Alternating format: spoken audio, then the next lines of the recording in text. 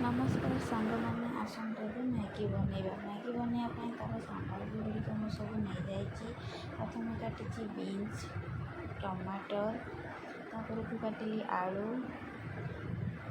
Finally काटिली पियाज। ये सब कटा होगला। ए आसतु बनैबा मैगी।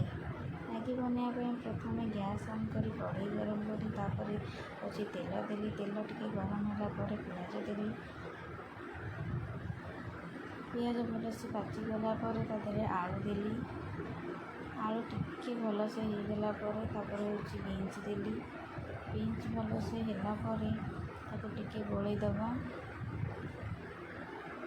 बीन्स होगला लुण दबा स्वाद अनुजाई कि एवं लुण पकईली कि जहाँफल सब परिवा गुड़ा सीझीज।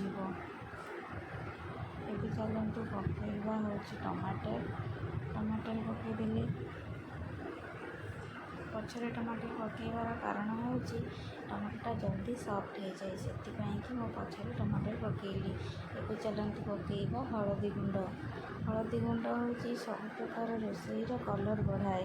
हलदी गुंड पड़ला देखु केते सुंदर भी देखा हलदी गुंड पड़ला टे पानी देकी सीझापी छाड़देवा।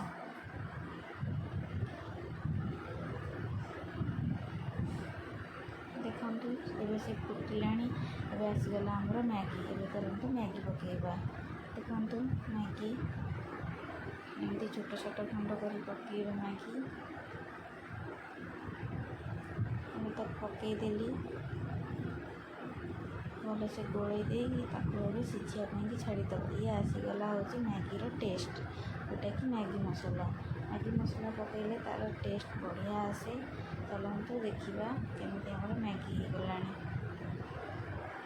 सहज उपाय एमती मैगी बनातु देखिए बहुत सुंदर लगे और टेस्ट भी लगे। एबे आमर प्रस्तुत होगला हूँ मैगी।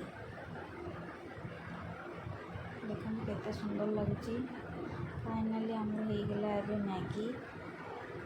एमती सहज उपाय थे बनईकी खातु जानवे केते सुंदर लगुच मैगी। बहुत सुंदर देखा जाए मैगी। खाइले ही जानवे जदि मैगी भल लगे तो चैनल को सब्सक्राइब करेंगे, शेयर करेंगे।